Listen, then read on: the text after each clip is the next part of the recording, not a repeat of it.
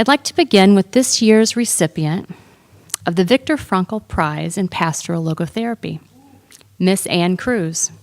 Graduating this year with the Master of Pastoral Counseling, earned this prize on the merits of her final project, entitled Encountering the Man on the Street, the Benefits of Educated and Trained Lay Ministers in Pastoral Logotherapy.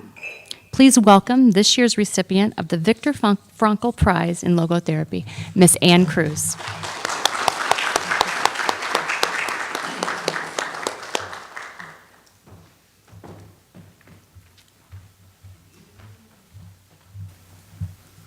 Thank you, Dr. Clayton. When I think about the Graduate Theological Foundation, I am often reminded of a statement: when the student is ready, the teacher will appear.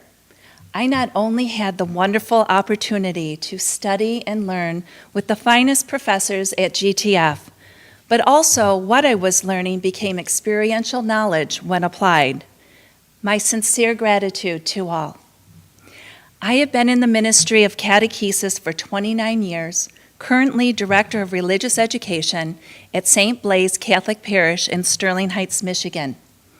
As a lay minister, I encountered time and time again people suffering from personal issues, family situations, illnesses, addictions, grief, and in spiritual crises. At times, this leads to loss of meaning, purpose, and direction in life.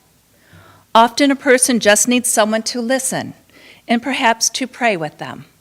But for many, they were in need of further assistance, guidance, and support, but did not know where to turn for help.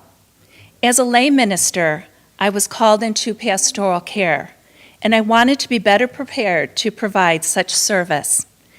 That was my incentive to enroll in the Masters of Pastoral Counseling program at GTF. My master thesis, is entitled Encountering the Man on the Street, the Benefits of Educated and Trained Lay Ministers in Pastoral Logotherapy. The above-mentioned difficult times in life when we experience pain and suffering, guilt and death, are referred to as the tragic triad by Dr. Viktor Frankl, founder of logotherapy. Dr. Viktor Frankl was an Austrian neurologist, psychiatrist, Holocaust survivor, who included the spiritual dimension in his logotherapeutic approach of addressing not only psychological issues, but even psychospiritual issues, such as the fear of death, for example. Research for my thesis revealed that currently in the United States, millions of adults are suffering from anxiety and depression and are not seeking help during these times of psychological and emotional difficulties. I further researched what parishioners' perceptions are towards seeking help from a mental health professional, a priest within the Catholic Church educated in pastoral counseling, and a lay minister educated and trained in pastoral logotherapy. Data revealed that the majority of parishioners had a positive attitude towards seeking help from a mental health professional. 52% would seek help from a priest, and an overwhelming 71% would seek help from an educated and trained lay minister in pastoral logotherapy. My research supported that there has never been a greater need for educated and trained lay ministers who address pastoral care issues. What differentiates logotherapy from other psychotherapeutic theories and concepts?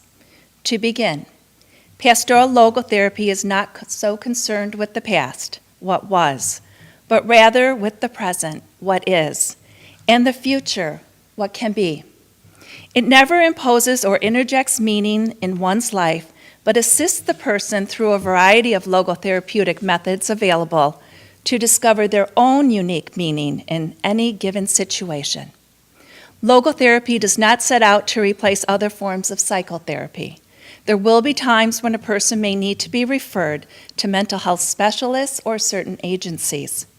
Regardless of the approach used, logotherapy proves to be a supplement to optimal living by effectively addressing the psychospiritual needs of people.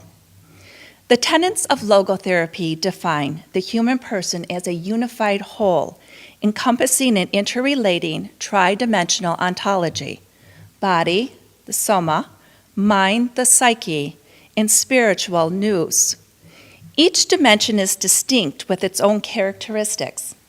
The noetic or spiritual dimension is the highest of human dimensions with a treasure trove of resources, unlimited possibilities and potential, where creativity, intuition, love, forgiveness, and guidance from the conscience is found.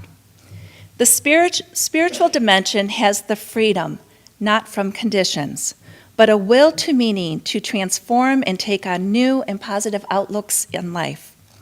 It has the capacity to transcend into communion with ultimate meaning, God, but also out into the world through the instruments of the body and the mind, where meaning is discovered and then lived.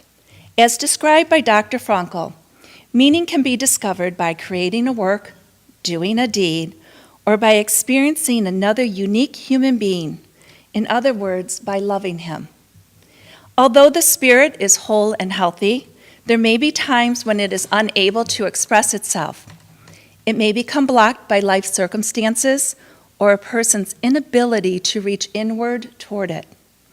It is because of humanity's search for meaning in life, the logotherapist expands beyond physician to include counselors, social workers, teachers, and caregivers in many different capacities.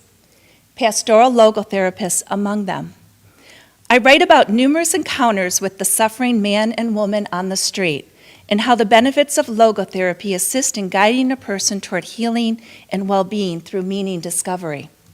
Pastoral logotherapy begins with developing an interpersonal relationship by first being present, listening, and seeing the uniqueness of the individual, and only after a trust bridge has been established will interventions be effective.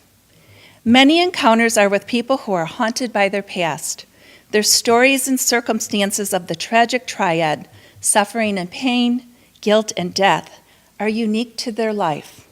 Dr. Frankl overcomes the tragic triad with the tragic optimism. Quote, an optimism in the face of tragedy and in view of the human potential, which at its best always allows for one, turning suffering into a human achievement and accomplishment. Two, deriving from guilt the opportunity to change oneself for the better.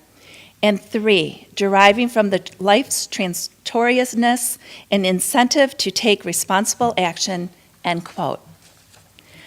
I have also encountered many people facing their greatest fear in life, death, and also those grieving from the loss of a loved one.